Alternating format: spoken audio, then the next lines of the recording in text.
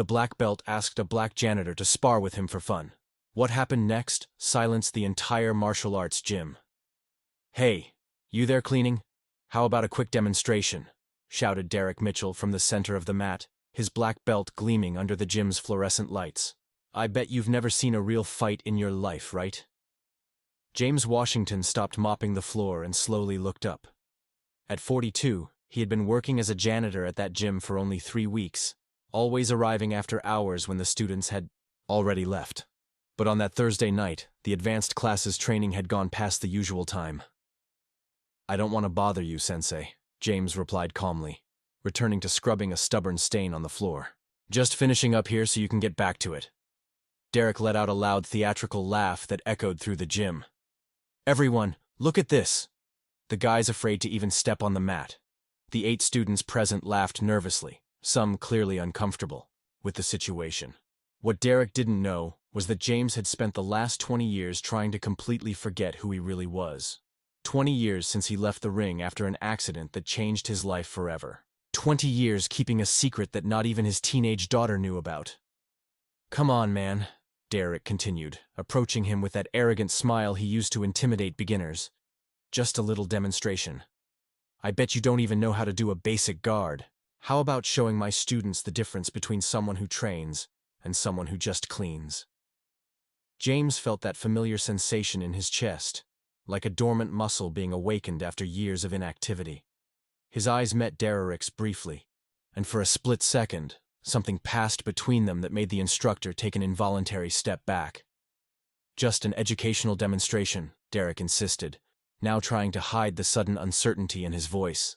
"Nothing too serious, just to show the beginners why it's important to respect the martial art." James set the bucket on the floor and stood up slowly. His movements had a fluidity that was strange for someone who had supposedly never stepped on a tatami mat before. Around the gym, the students stopped training, realizing that something was happening. "All right," James said finally, his voice calm like the surface of a lake before a storm. "But when we're done, you're going to apologize to all of them for turning the mat into a circus." Derek laughed, but this time the sound was a little forced. "Apologize, man. You're going to be the one apologizing to the floor when you meet it." What none of those people knew was that James Washington had once been James Silent Storm Washington, 5-time world mixed martial arts champion. He had retired, at the height of his career after an accident that cost the life of his best friend and training partner. Since then, he had sworn never to fight again, but some promises are made to be broken when dignity is at stake. If you're enjoying this story of overcoming adversity and justice, don't forget to subscribe to the channel to find out how a simple moment of prejudice would turn into the most humiliating lesson of Derek Mitchell's life. Derek adjusted his black belt with a theatrical gesture, clearly savoring every second of attention. "Everyone gather around. You're about to see a practical demonstration of why there is a hierarchy in the world of martial arts." James watched as the 8 students formed a semicircle around the mat. Some seemed eager for the demonstration, others visibly uncomfortable. A young Asian woman with her hair tied back muttered something to her classmate next to her, who just shook his head in disapproval. "Look, everyone," Derek continued, gesturing dramatically. "Here we have a perfect example of someone who never understood that there are appropriate places for certain types of people. Elite gyms are not for, well, you know." James felt that familiar twinge in his chest, the same one he had felt 20 years ago when he heard similar comments about fighters who didn't look like champions. The difference was that now at 42, he had learned to turn anger into fuel for something much more powerful than punches. "Sensei Derek," the young Asian woman interrupted timidly, "maybe we can continue our normal training. It's getting late. And Sarah-chun, are you questioning my teaching methodology?" Derek cut her off sharply. "Sit down and watch. You'll learn more in the next 5 minutes than in a month of conventional training." James noticed how Derek used the girl's full name, a clear demonstration of authority. He also recognized the look of fear in her eyes, the same look he had seen in the mirror 2 decades ago when he woke up in a panic, remembering the accident that took the life of Tony Hammer Rodriguez, his best friend and training partner. Tony had died because of him. It was that simple. A series of punches that James had thrown with excessive force during sparring. Tony fell, hit his head on the floor in a strange way, and never woke up. The investigation concluded that it was an accident, but James knew the truth. He had lost control because of the pressure and the racist comments from the audience that night. "So, janitor," Derek sneered, "how about showing my students how to do a basic guard? Or is that too complicated for someone who only knows how to push a mop?" Laughter echoed around the gym, but James remained motionless. His eyes closed briefly, and for a moment, he was back, in that ring in Las Vegas, hearing the same kinds of comments that preceded the tragedy that changed his life forever. "What's the matter? Are you scared?"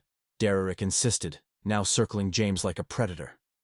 "Or are you just going to stand there, like a lamppost like you do with a squeegee all day?" That was when Derek made his first fatal mistake. He pushed James lightly on the shoulder, a seemingly harmless touch, but one that carried all the arrogance of someone who had never faced real consequences for his actions.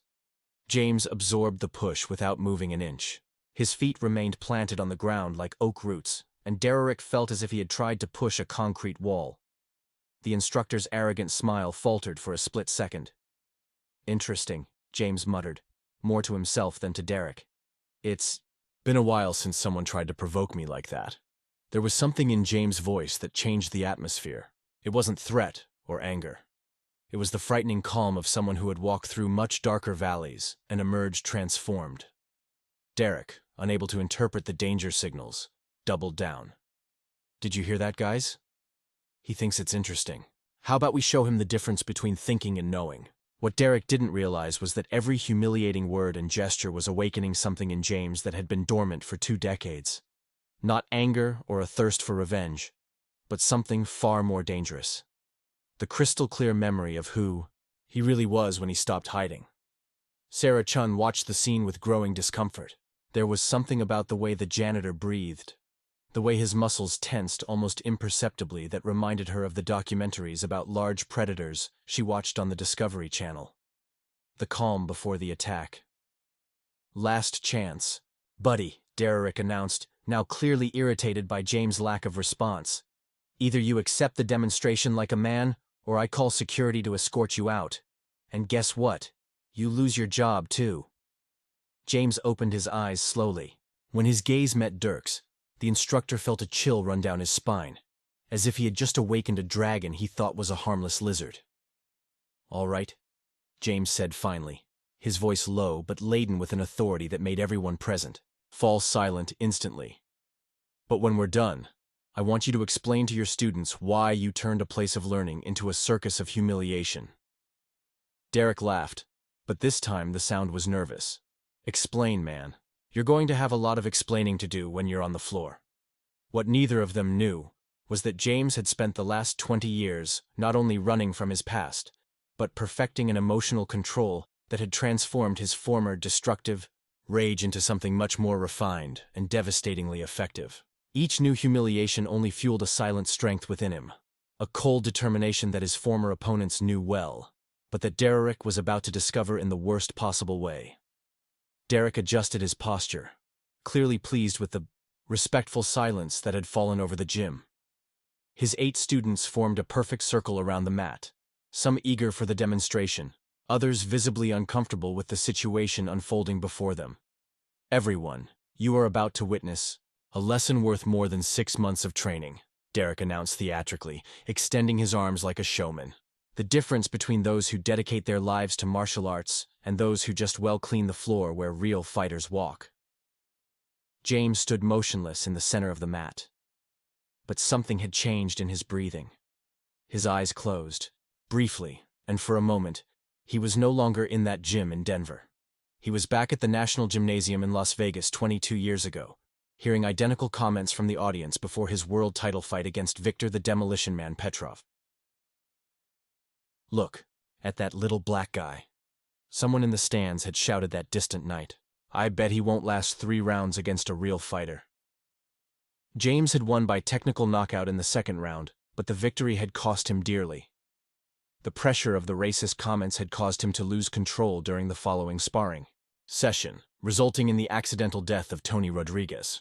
"So, janitor," Derek sneered, now circling James like a predator, "how about showing my students how not to do a basic guard?"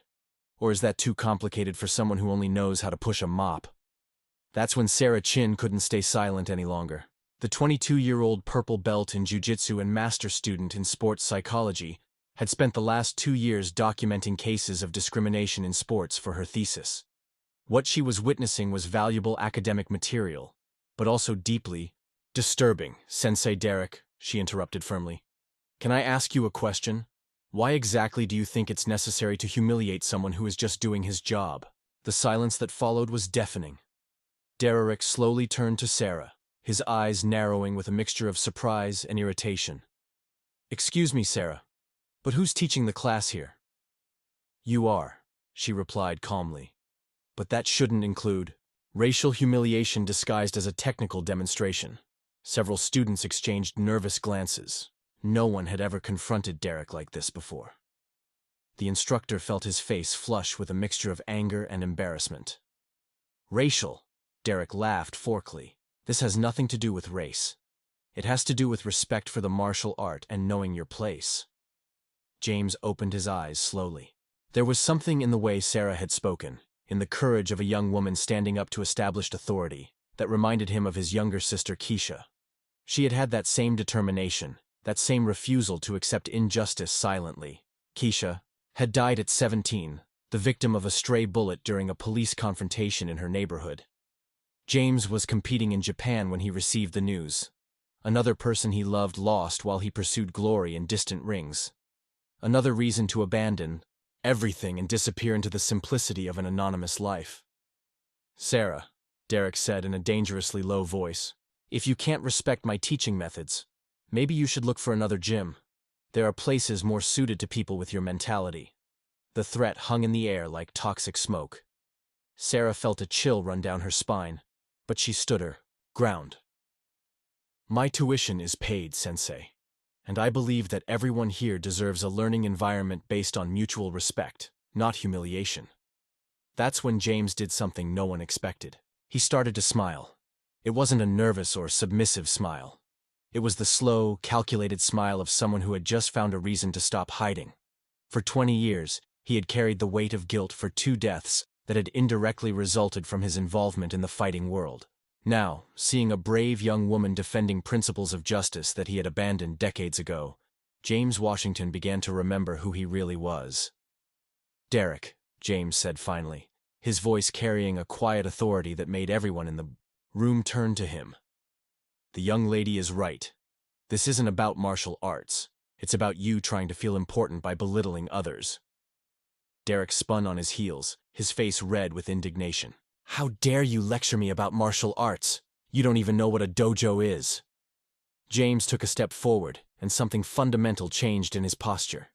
His shoulders straightened, his center of gravity lowered imperceptibly, and his feet positioned themselves in a stance that any experienced fighter would instantly recognize as perfect. Actually, James said calmly, I know exactly what a dojo is, and I know that this place stopped being one a long time ago. Derek felt an inexplicable chill run down his spine. There was something about the way James moved now, the way he occupied the space, that awakened all of his instincts for self-preservation. But his wounded pride would not allow him to back down. Enough talk, Derek growled, assuming his favorite fighting stance. I'll teach you respect the hard way. Sarah watched the scene with growing apprehension, but also with professional fascination. She had documented hundreds of hours of sparring and competitions for her research, and something about the way the janitor moved reminded her of the great masters she had studied in historical videos. The economy of movement, the controlled breathing, the calm presence that radiated contained power. James closed his eyes briefly and allowed 22 years of muscle memory to resurface. Every technique perfected, every victory won, every lesson learned in the most brutal rings in the world. When he opened them again, Derek was looking directly into the eyes of Silent Storm Washington, 5-time world mixed martial arts champion. Last, chance to apologize, James offered kindly. To her students, and to turn this place back into a learning space. Derek laughed, but the sound came out nervous and forced. Apologize, man. You'll be begging for forgiveness when you're on the floor. What Derek couldn't see was that James had already identified all of his technical weaknesses: the high guard that left his body exposed, the tendency to retreat with his right leg first, the way he telegraphed his punches with micro-movements of his shoulder. 22 years away from the ring had not erased decades of refined technical analysis. Sarah noticed that other students were instinctively backing away, like wild animals sensing an impending storm. Something in the energy of the room had completely changed, as if the air had become electrically charged before a lightning strike. It was when everyone laughed at Derek's latest taunts that something unexpected began to take shape in James' expression. Not anger or a desire for revenge, but the calm determination of someone who had found a cause worth breaking a 20-year vow of silence for. Some of those present began to realize that something extraordinary was about to happen, even without fully understanding what their eyes were witnessing. Derek assumed his favorite fighting stance, the one he had used to intimidate hundreds of beginners over the years. Feet shoulder-width apart, fists clenched at chest level, weight slightly forward, the classic stance of someone who had learned martial arts in controlled environments against predictable opponents. James stood motionless for a few seconds, simply observing. His eyes scanned Derek from head to toe, automatically cataloging every technical detail. The high guard that left his ribs exposed, the unstable base that compromised his balance, the excessive tension in his shoulders that telegraphed every move before it even began. Still waiting, Derek sneered, hopping slightly on his feet. "Or are you just going to stand there like a lamppost?" That's when James did something no one expected. He started to move. It wasn't a dramatic change, just a subtle repositioning of his feet. A slight lowering of his center of gravity, his shoulders relaxing into a perfectly horizontal line. But to anyone who knew what to look for, the transformation was instantaneous and frightening. Sarah Chin felt a chill run down her spine. During 2 years studying sports biomechanics, she'd analyzed hundreds of hours of footage of great fighters. What she had just witnessed was the transition from an ordinary man to a born predator. A change as subtle as it was devastating. "Interesting," Derek muttered, his confidence wavering for the first time. There was something about the way James occupied the space now that awakened all of his self-preservation instincts. James took a step forward, and Derek instinctively backed away. The movement was so involuntary, so primitive, that several students noticed. A black belt backing away from a janitor. The power dynamic in the room had completely shifted. "Problem?" James asked softly, his voice carrying a quiet authority that silenced everyone. Derek felt the blood rush to his cheeks. His reputation was being questioned in front of his own students. He couldn't back down now, even though every fiber of his being was screaming at him to stop and apologize.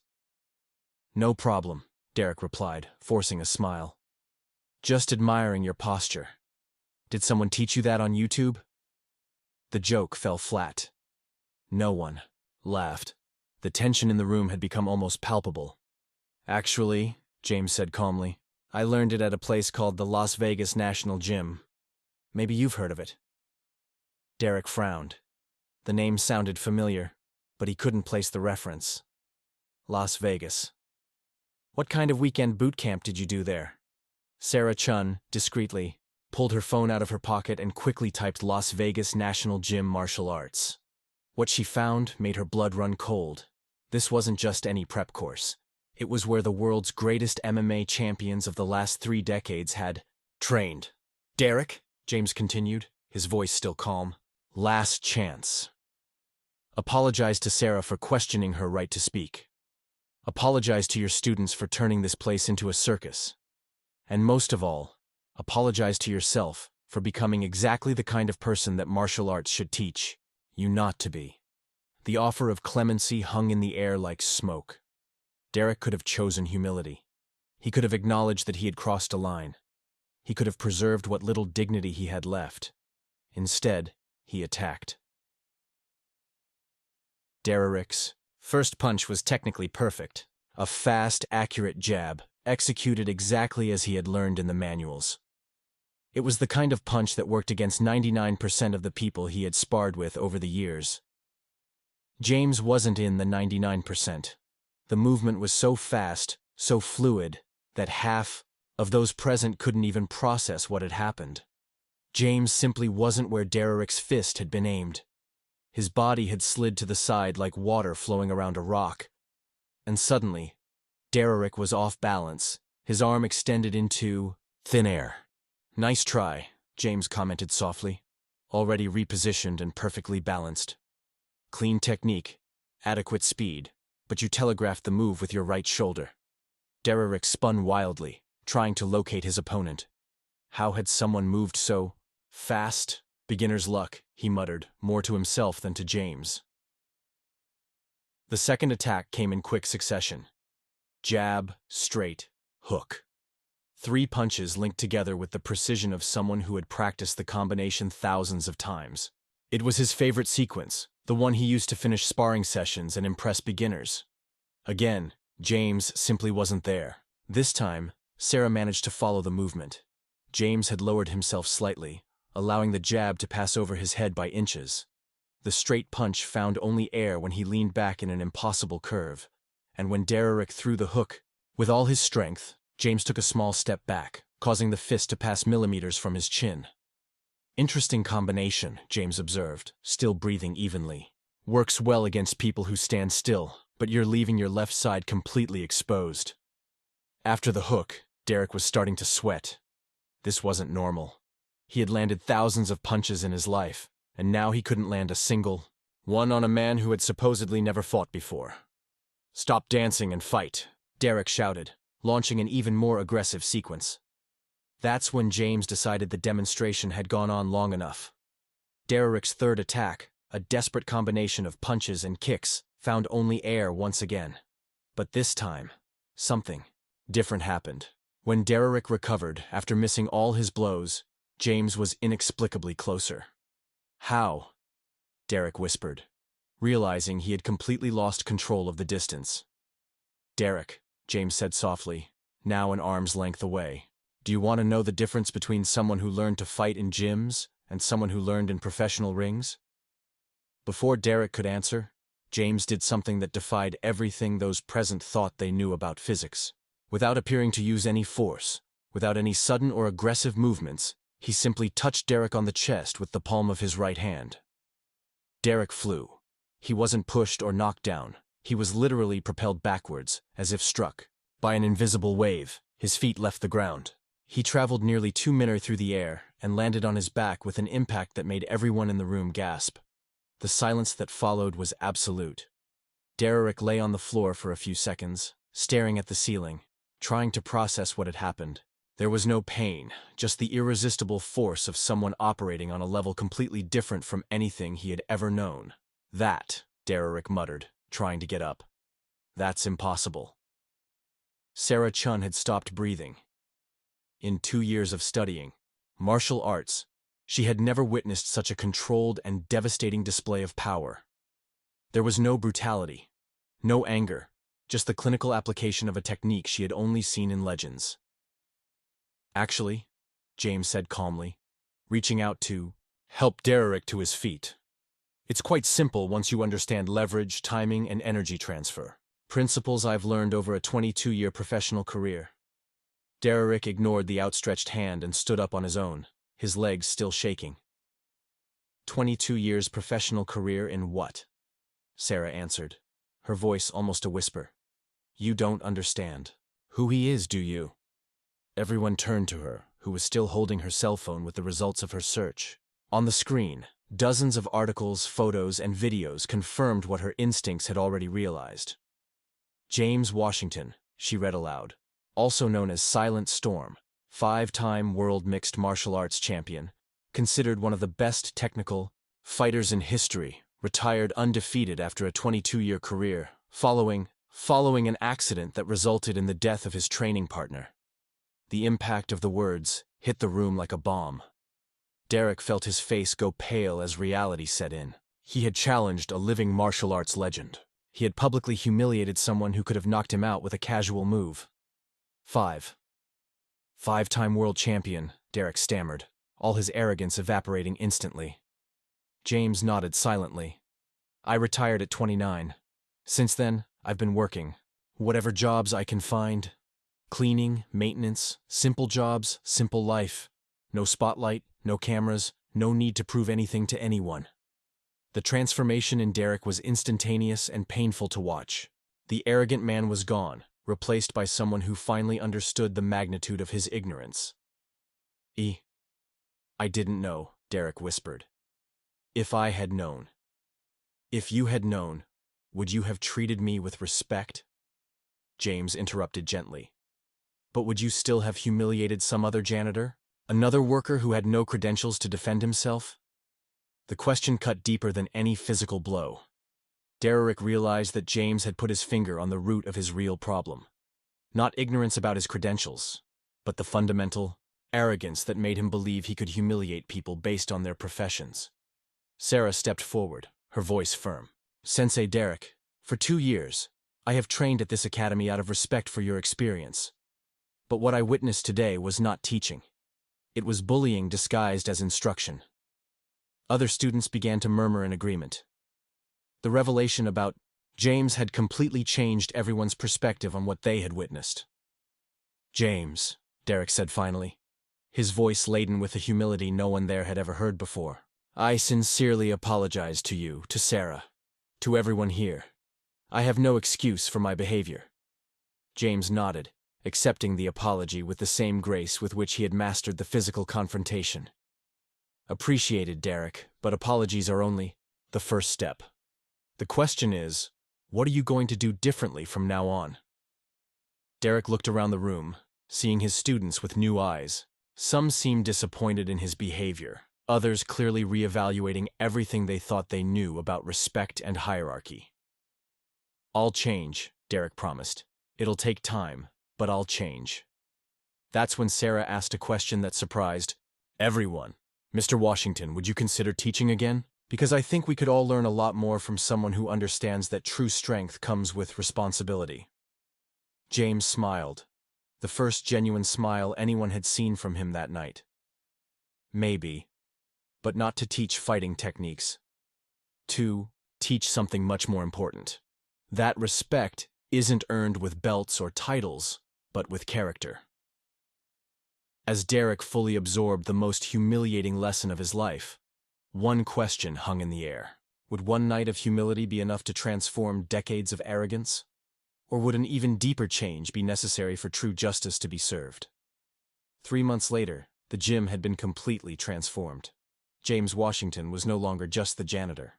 Sarah Chun had convinced the gym owner to hire him as an instructor, specializing in advanced techniques and martial arts philosophy. Derek Mitchell lost half of his students in the first week after the incident. The video Sarah had discreetly recorded spread across social media, showing a black belt being humiliated by a mere janitor. His reputation in the martial arts community was ruined. Sensei James, Sarah said, after a class on respect and humility. Thank you for teaching me that true strength doesn't need to be displayed to be recognized. James smiled, organizing the equipment. The best lesson I can teach is simple. Never judge someone by their profession or appearance. Everyone carries stories that can surprise us. Derek continued teaching at a smaller gym, but now with a humility forced by public shame. He had learned the hard way that arrogance comes at a price. Sometimes justice comes quietly, like a storm that transforms everything without making a sound. James proved that true revenge is not destroying your opponent, but showing that greatness comes from character, not titles. If this story touched you, subscribe to the channel to discover more stories about how extraordinary people turn humiliation into triumph.